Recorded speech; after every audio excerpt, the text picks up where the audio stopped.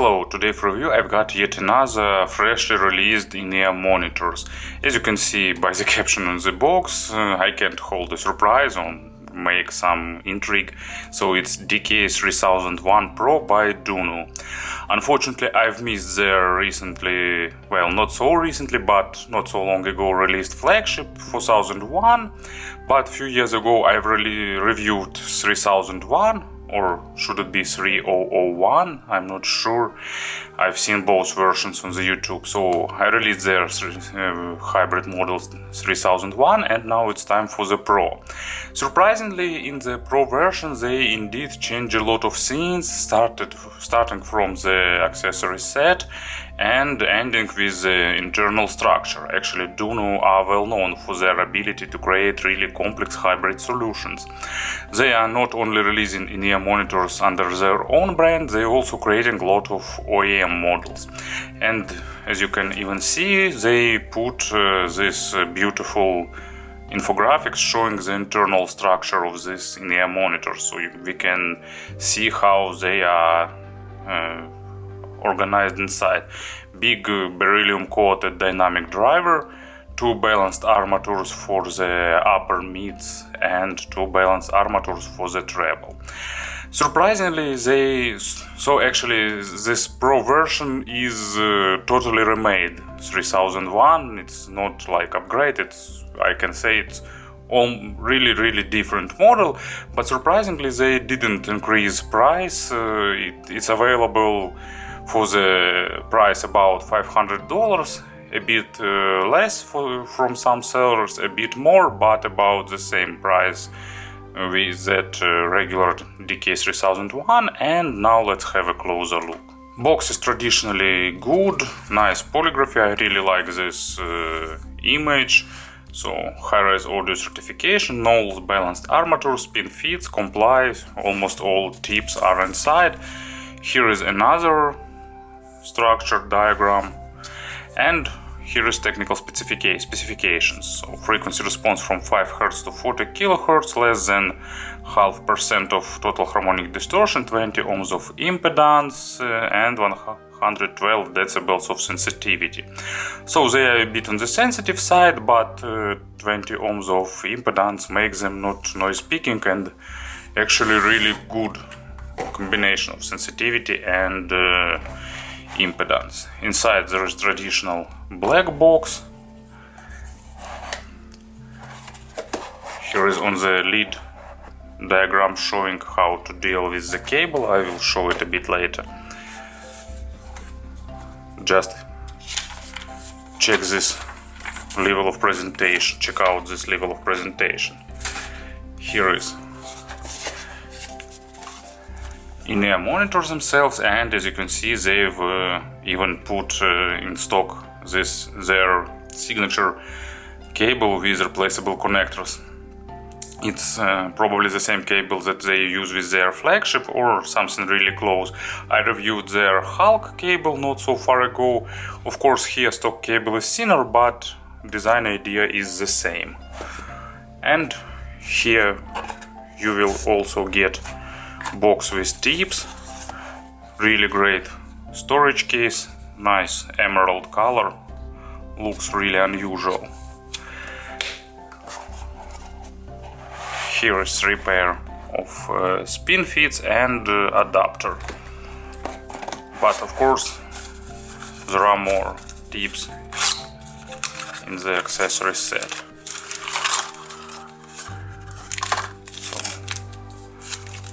Comply foams, big rounded tips, plain adapter, regular gray silicone tips with red tubes, pretty traditional, I think most commonly used, and additional spin fits with this adapter rings to adjust sound a little bit. So as you can see, accessory set is crazy rich. In terms of design, Pro version is something in between regular 3001 and 4001.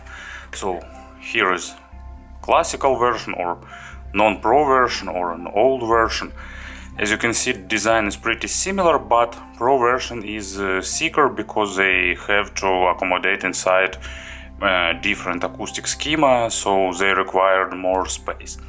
In general, it's probably same design, and for me they have a good fit. I read some complaints about fit of Dunu models, but I got zero issues with all their models. Probably my ears are on the bigger side, but I think that they are average, and actually 2002 fits nicely for me, and 3001 and 3001 Pro is not an exception. I've got comfortable fit and no issues, even during the extended listening periods.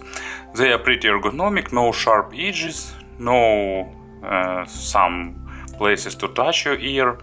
As you can see, spouts are really long, so they are going well, pretty deep into the ears, and they are providing about average, maybe a bit above average sound isolation. And here is protective grill, here is lip for holding the tips.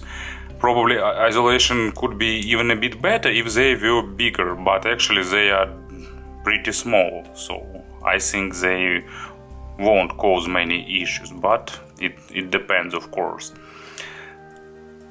Here they are. Connectors. Of course, cable is made replaceable. You here use really tough MMCX connectors with good click and really well defined. And of course, stock cable is another step forward. So all 3001 came with regular cable in silicone isolation with bendable ear hooks with memory wire, but new cable is totally different, built more with modern audiophilic traditions, let's call it so, in mind.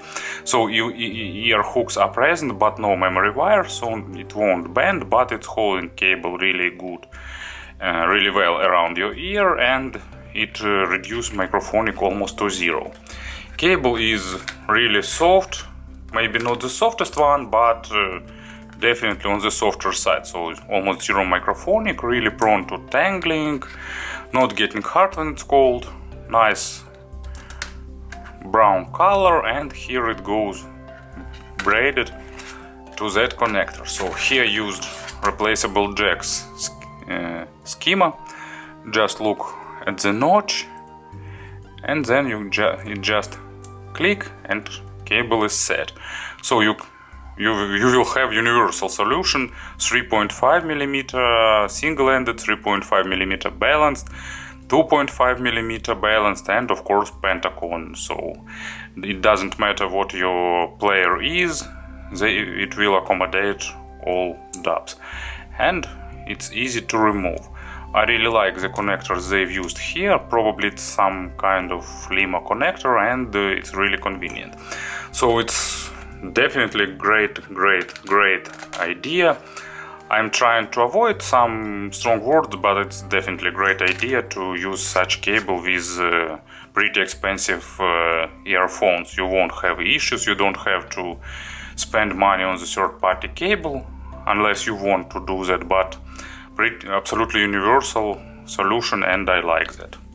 And of course, about the sound, they require about 30 hours of burn-in to unveil the full potential, probably because of this big beryllium driver, because out of the box they have less bass than after burn-in, and because of that sounded more flat. And of course they require finding proper tips. They are really responsive for tip rolling, and you will have a lot of tips to experiment with.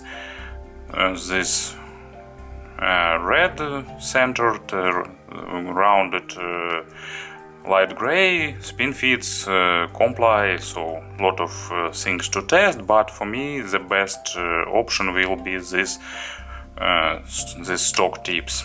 Let's have player on the table to use for examples, and let's speak about their sound. And you know, if I had to describe their sound in one word, I'd probably named it spectacular. But it's a bit unusual way of achieving spectacular sound. Usually what manufacturers do when they want to make engaging and musical sound, they are making traditional V shape. You make tight accented low frequencies that building solid foundation. Then you add crystal clear mids and treble, and you will make a slight accent on the treble to add some clarity and resolution, and that's it. Dunu selected another way of achieving this, and actually probably that's why they've selected this name with the word Pro. They've decided to create more natural in-ear monitors, but at the same time super technical on the mids and on the treble, and at the same time they are not definitely going into dry monitoring sound representation. Really lively mids and good layered treble is the second name of DK-3001. You know, I'm a big fan of Dunu DN-2002, pretty mid-forward model, and 3001 Pro is another good example, but at the same time they don't have accented mids, they just have probably not so linear but natural and uncolored representation, but at the same time they are ticking the right boxes to make everything really musical. So let's probably I got your attention, so let's go step by step. Bass here is nice. It has almost zero accent, so it's definitely not a model for bass heads, not the model for those who like accented low frequencies. They don't adding even additional weight like some other hybrid models do. It's just, you know, linear bass, and it just played as is.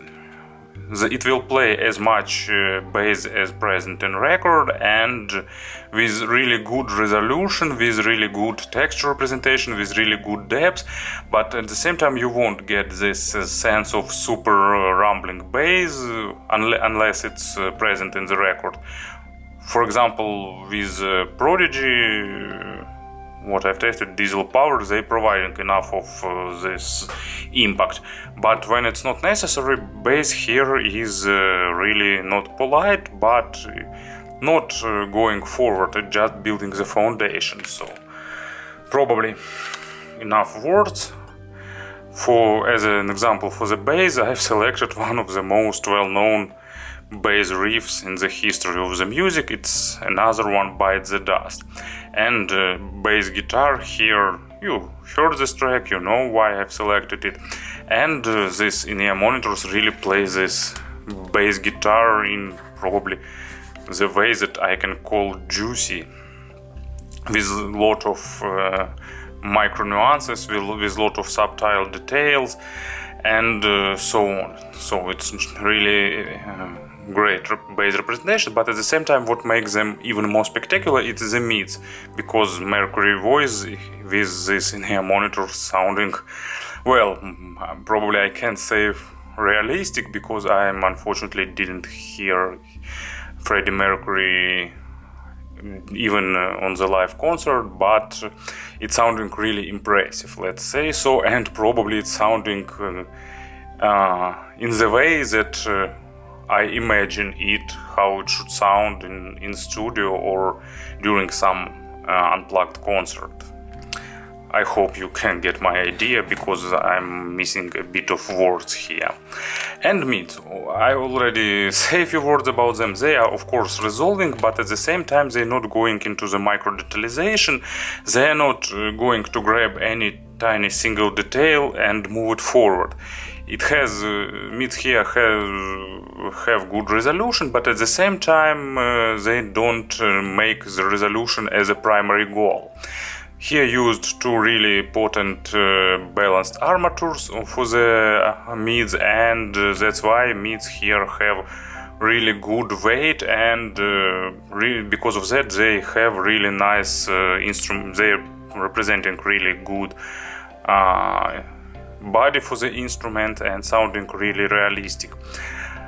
Probably, you know, with some tunes a bit of added micro digitalization would sound more efficient, but it's just a few tunes. In general, this tuning is more universal and more engaging, more enjoying. They're really good in playing macro things like emotions, like some impact, some rumble and other related stuff. Really efficient. Imaginary stage is above average both in width and in depth, so three-dimensional layering and three-dimensional positioning is also their strong part.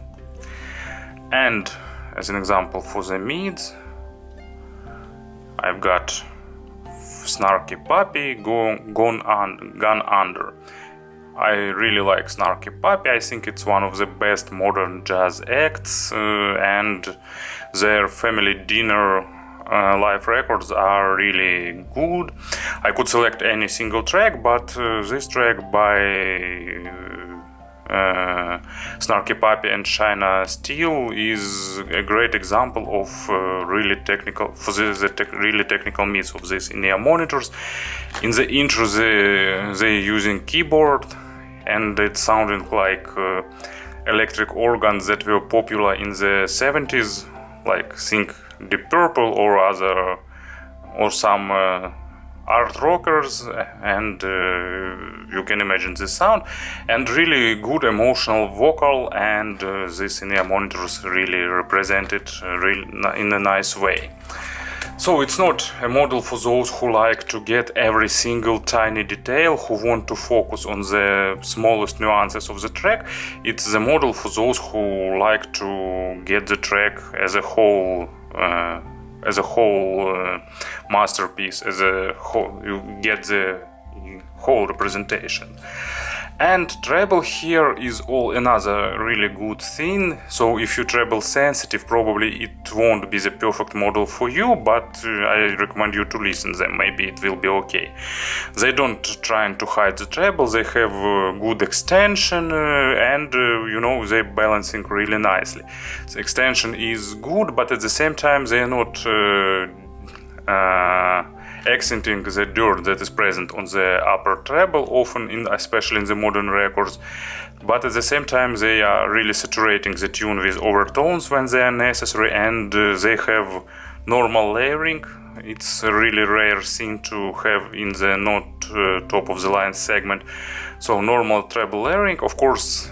Attacks and decays are a bit faster than they should be, but in general, resolution and naturalness of the treble is really nice. So pretty good treble to my ears, really well balanced. I really like such representation. And as an example of the treble, actually, it's Anathema, Optimist. Just look at that album cover. Of course you can believe that this album is named Optimist. I could select almost all tracks from this album, but close your eyes, really optimistic name.